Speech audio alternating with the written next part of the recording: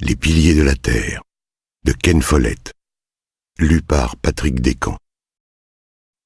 Le jeune seigneur était un grand gaillard d'une vingtaine d'années, avec des cheveux jaunes et des yeux étroits qui lui donnaient l'air de toujours cligner.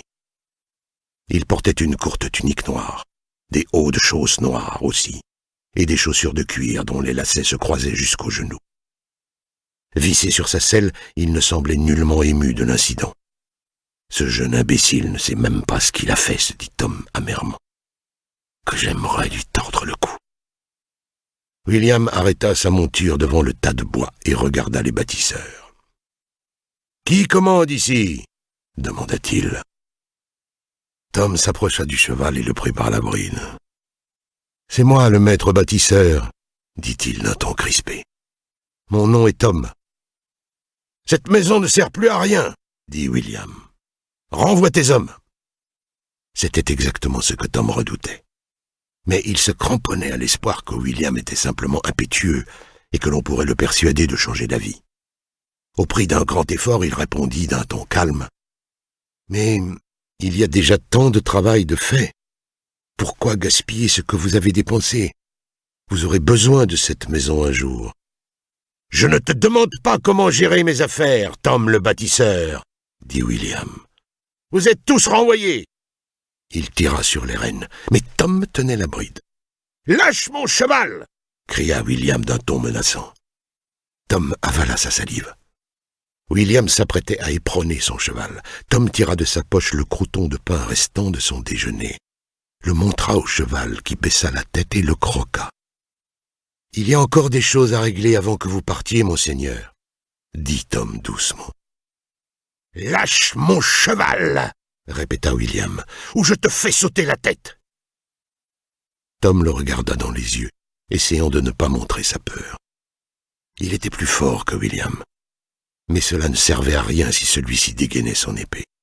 « Tom, » murmura Agnès apeurée, « fais ce que dit le Seigneur. » Il y eut un silence de mort. Transformés en statues, les autres ouvriers observaient la scène. Tom savait que la prudence serait de céder. Mais William avait failli piétiner sa fille, et le maçon était furieux.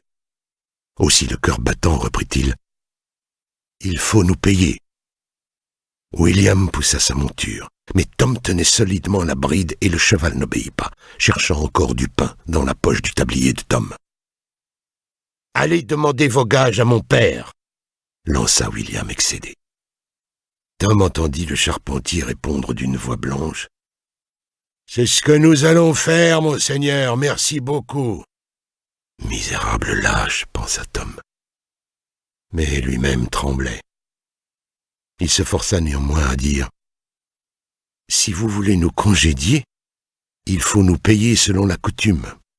La maison de votre père est à 2 jours de marche d'ici, et quand nous arriverons, il n'y sera peut-être pas. »« Des hommes sont morts pour moins que cela !»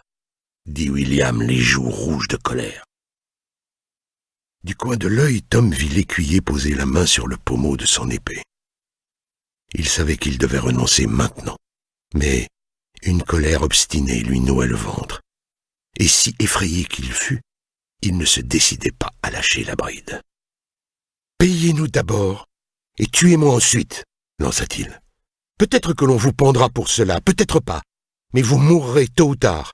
Moi, je serai au paradis, et vous irez en enfer. » Le ricanement se figea sur le visage de William, qui devint très pâle. Tom s'étonna. Qu'est-ce qui avait effrayé le garçon? Sûrement pas de lui avoir parlé de pendaison. Un seigneur ne courait guère le risque d'être pendu pour le meurtre d'un artisan. Craignait-il l'enfer?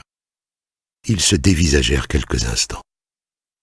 Tom vit avec stupéfaction, puis soulagement, l'expression de colère et de mépris de William se dissiper pour céder la place à l'angoisse.